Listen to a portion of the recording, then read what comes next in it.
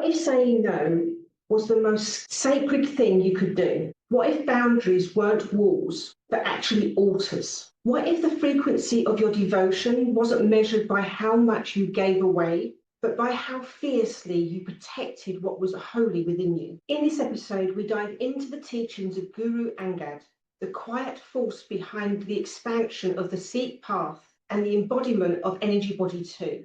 The negative mind. But don't get it twisted. This isn't about negativity. This is about discernment, polarity, and energetic sovereignty. The kind of sacred knowing that whispers, not this, even when the world demands you say yes. So if you've ever felt drained, resentful, taken for granted, if you've ever wondered how to lead without losing yourself, this one's for you. Because service without boundaries is self-abandonment. And today we remember how devotion truly protects your light. So let's begin. Welcome back, beautiful soul, to Lemuria, the art of remembering. Today we continue our sacred journey through the teachings of the 10 Sikh Gurus and their profound alignment with the 10 energy bodies, a divine roadmap to soul mastery, spiritual embodiment, and Lemurian remembering. In this episode, we sit with Guru Angad, the second Sikh Guru, and we've dropped deep into the wisdom of the second energy body, the negative mind. Now, don't let the name fool you. This isn't about negativity in the modern sense. This is about the sacred yes and the sacred no, about energetic discernment, about knowing what is safe, what is sacred, and what is aligned. We'll explore Guru Angad's powerful role in consolidating the Sikh path after Guru Nanak's passing, what Energy Body 2 really governs and why it's essential for all spiritual leaders, how the frequency of the number 2 helps you to make aligned soul-led choices, why your boundaries are your sacred devotion, not a punishment, but a prayer, plus a deep activation to strengthen your energetic shield, reclaim your inner yes and no, and honor your service without self-sacrifice. This isn't about pleasing others. This is about honoring your sacred assignment and doing it with devotion, discernment, and deep energetic integrity. So breathe with me, drop in, and let's remember the medicine of Guru Angad together. And at the end of this video, I'll leave a link to the playlist of all the meditations connected to the energy bodies. Now let's begin stepping into the heart of history. Guru Angad was born in 1504 and was not only the successor of Guru Nanak, he was the embodiment of selfless service, humility, and unshakable devotion. Before coming Guru, he was a devout seeker. He followed a different spiritual path, worshipping the Guru goddess Dugad. When he heard the words of Guru Nanak, something clicked in his soul, something ancient stirred. And that's the first teachings of the Energy Body 2, discernment. He could feel the difference between performance and truth, between inherited belief and soul-deep resonance. From the moment he encountered Guru Nanak, he began to walk the path of surrender, and not blind surrender, but conscious devotion. He served Guru Nanak with unwavering love, not from ego, but from his centered self. This is powerful medicine for us today, because the world tells you to rise, you must compete, dominate, control. But Guru Angad teaches to rise in soul. You must serve from sovereignty. When Guru Nanak chose him as his successor, he renamed him Angad, which means my own limb, not my follower, not my subordinate, but my embodiment. That's Energy Body 2 in motion. It's not submission, it's sacred polarity. It's standing strong in the yes of your truth and the no to anything that violates your soul. Guru Angad then did something radical. He didn't try to outshine or rebrand the Sikh path.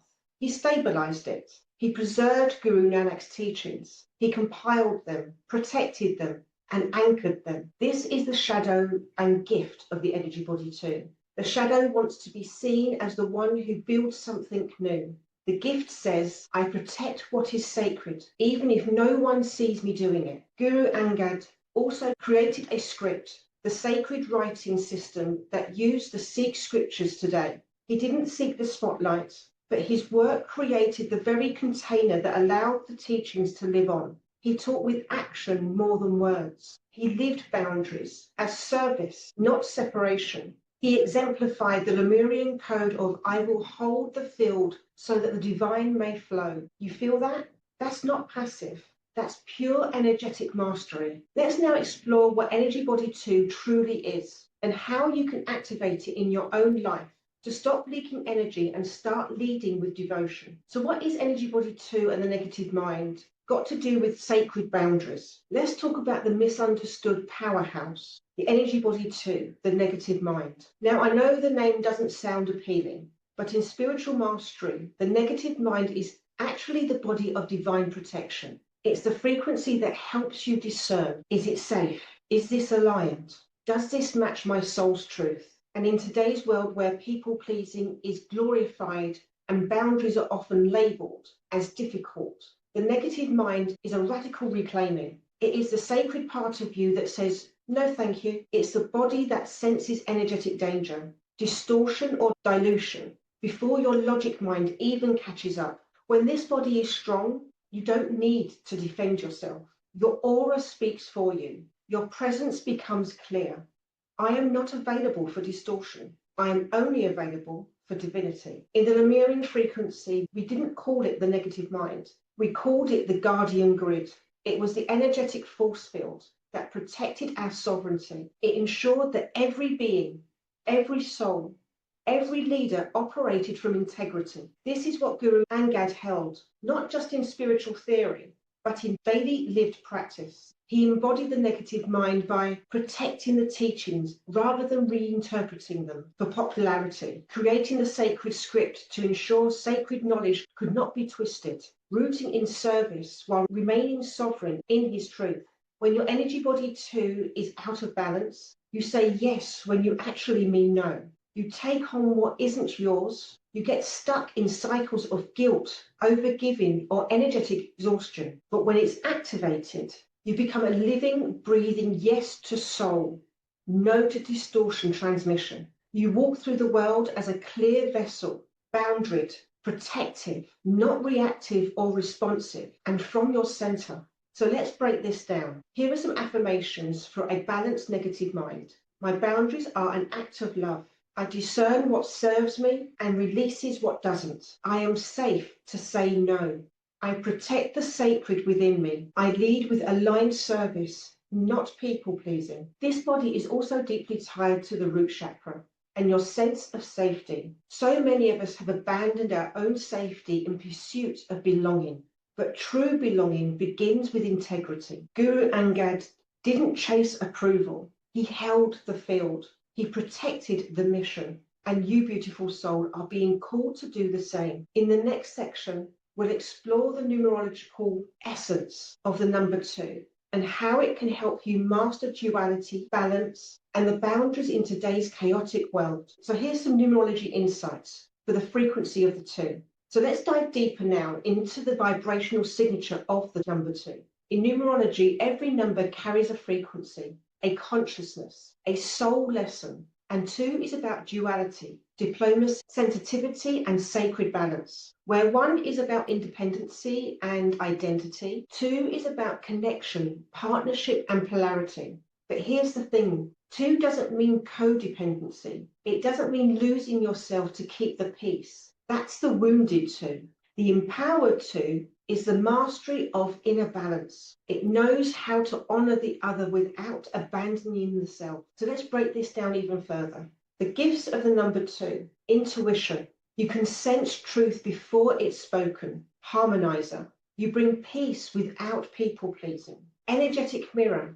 Others feel seen in your presence. Emotional wisdom. You feel deeply, but you can hold it with grace. The shadow of the number 2, overgiving, avoiding conflict, merging with others' energy or beliefs, struggling to speak your own needs. Does all this sound familiar?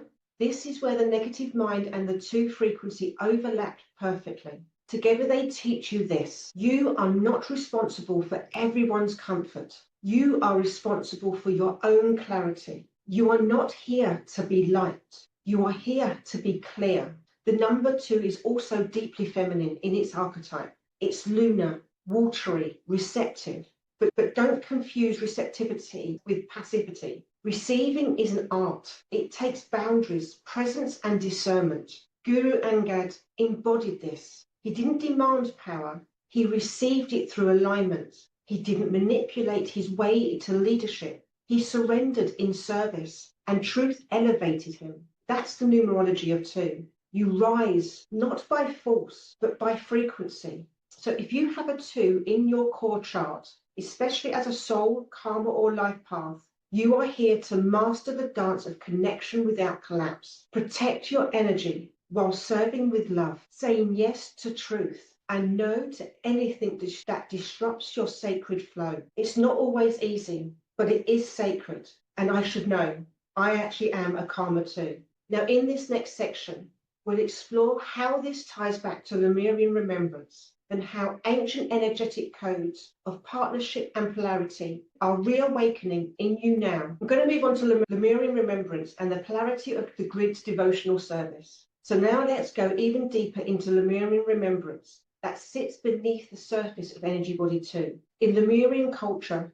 polarity wasn't seen as a conflict. It was seen as a sacred dance, masculine and feminine, light and shadow, giving and receiving, service and sovereignty. The Lemurians worked with what we now call the polarity grid, an energetic lattice within the auric field that helped them discern the flow of the life force energy, what's mine and what's not. When do I act and when do I rest? What serves the greater harmony? Guru Angad's entire life was a living reflection of this grid. He understood the subtle laws of energy without needing to name them. He held space for truth, not through dominance, but through frequency. And that's the Lemurian way. We don't bulldoze, we don't posture. We hold, we harmonize, and we anchor. Guru Angad's legacy isn't flashy. It's not the kind that gets headlines. It's the kind that lasts centuries. And why? Because it was built through resonance, through alignment, through attunement to the sacred law of polarity. In Lemurian temples, priestesses would train for years in the art of energetic integrity, not just reading energy, but holding it, filtering it, responding to it with precision. This is the modern calling of anyone walking with the Energy 2 frequency. You're not here to fix the world. You're here to anchor the frequency that remembers harmony. That might mean walking away from things that no longer resonate. That might mean holding your sacred no, even when it's uncomfortable. That might mean serving with an open heart and an energetic firewall. Remember, you're not soft, you're sovereign, and your devotion is your boundary. So as you listen, let this truth ripple through your field. I serve best when I am clear. I am devoted, not depleted. I honor the polarity that protects my path. You are not here to dissolve into others. You are here to dissolve illusion. In the next section, we'll explore how you can bring this remembrance into your daily life with modern practices for energetic boundaries, polarity work, and devotional service. So here are some modern integrations for holding boundaries in a chaotic world. So let's anchor this wisdom into your modern everyday life, because knowing it isn't enough. You must live it. In a world that glorifies overworking, overgiving, and over-explaining, holding a clear energetic boundary is a revolutionary act. So let me ask you, beautiful soul, where are you leaking your energy? Who are you saying yes to out of fear, guilt, or obligation? What would shift if your boundaries became a daily ritual of devotion to your soul? So here's what a boundary looks like when it's anchored in the 2 frequency. You respond, you don't react. You honor your needs without shame. You don't collapse when someone is disappointed in your no. You serve from your overflow, not your depletion. Let me be real with you. Most of the women I work with come to me exhausted, resentful, burnt out, not because they don't care, but because they care too much. And no one ever taught them how to care for themselves with the same intensity. That stops now. Your energy is a sacred currency, and Energy Body 2 is your vault.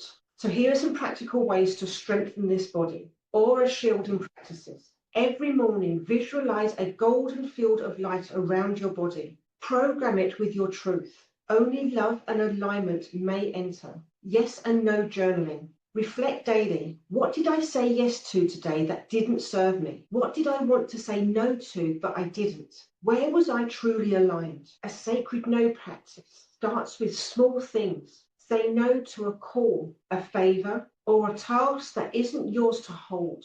Notice how your body responds. Devotional scheduling. Block out time in your calendar each week that's just for you and protect it like you would a sacred ritual. No negotiating. Mantra work. Use powerful affirmations. My no is sacred. I choose alignment over approval. I serve best when I am nourished. Mirror work. Stand in front of the mirror, look into your own eyes and say, I trust myself.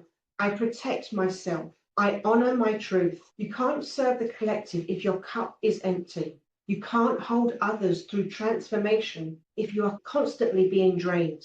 Guru Angad's legacy wasn't loud. It was loyal to the mission, to the sacred, to the frequency. And this is your reminder.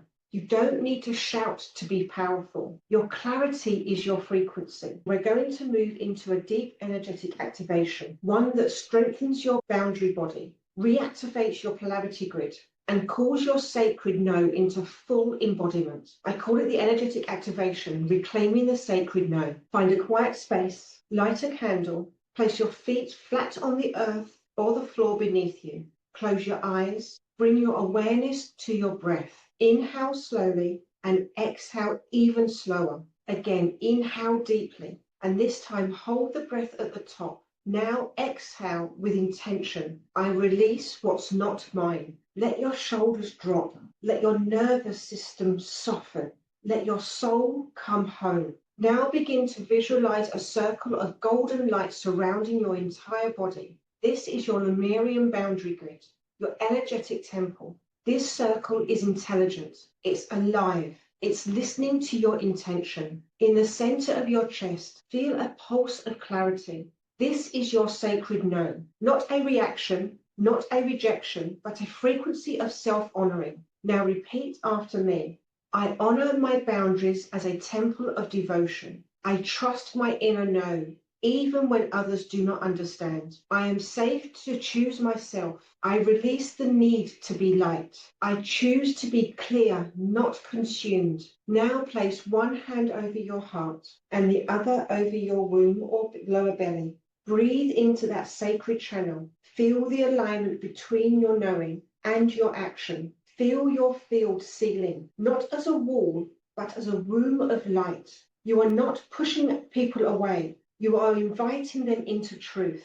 And now call forward one situation in your life where you've been leaking your yeses. See it in front of you and gently say out loud or in your mind, no more. Visualize a beam of golden light closing that energetic loop, not in anger, but in clarity and in love. Breathe in one final time and exhale through the mouth and whisper to yourself, I am whole, I am clear, I am enough.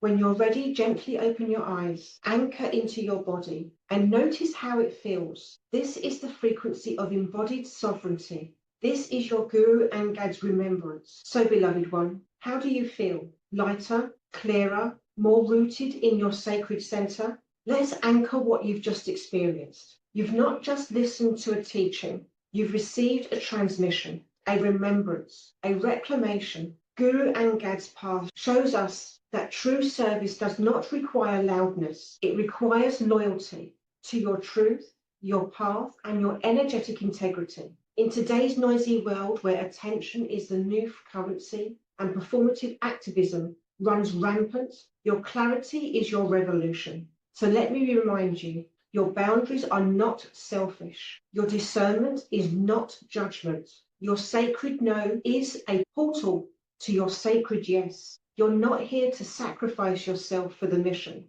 You are the mission. And every time you say yes to what truly aligns and no to what drains, you reinforce the field of harmony for us all. So take what landed today, bring it into your journaling, bring it into your relationships, bring it into your business or work, your rituals, your leadership. And if you feel this transmission activated something deep in you, a remembering, a recalibration, then I invite you to go deeper with me. Book your strategy session, a one-to-one sacred space where you'll explore your personal energetics, your numerology, and how to create a life rooted in soul-led boundaries that feels empowering, not punishing. The link is in the show notes or description box below. And before you go, beautiful soul, if this landed for you, I would really love for you to like this video, leave a comment with your biggest takeaway, hit that subscribe button, and turn on the notification bell so you never miss a soul activation.